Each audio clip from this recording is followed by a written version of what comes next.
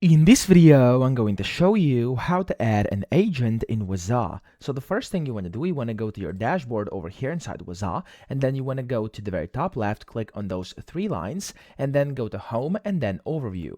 Now inside Overview here, under Agent Summary, if you've never done that before, you'll be able to see it's going to say Deploy New Agent. So you can just click on over here, and then it's going to load you into a page where you can basically go ahead and set everything up. There we go. So as you can see, first you have to select the package to download and install on your system. So we have Linux, Windows, or Mac OS. I'm going to do Windows right now.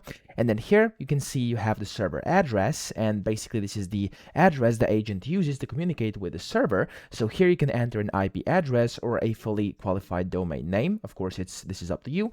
Then here you have optional settings. So these are optional. If you want to do them, you can. If not, you don't have to. So here I'm just going to give this agent a name. I'm going to name it test agent. There we go. And then yeah, so it's not allowing me. I'm going to give it like that. There we go.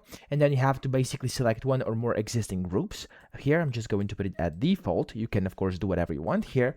And then here it says run the following commands to download and install the agent. And you can see basically you can copy it when you hover over, click on copy. There we go. And then you can show the password if you want to. I'm going to skip this part. And then here, this is how you can basically start the agent. And again, you can go ahead and click copy command again. Now, when you've done that, you can go ahead and click on back to agent list. And that's basically how you do it. Okay, so here it says no agents were added to the manager. You can go ahead and deploy a new one if you want, but basically that's pretty much how you do it. As you were able to see, you'll be able to select it, and then you can just copy these things over here, and then of course you'll be able to install it onto the system. So that's how you do it. I hope this video helped you out. If it did, please subscribe to the channel and help me out as well.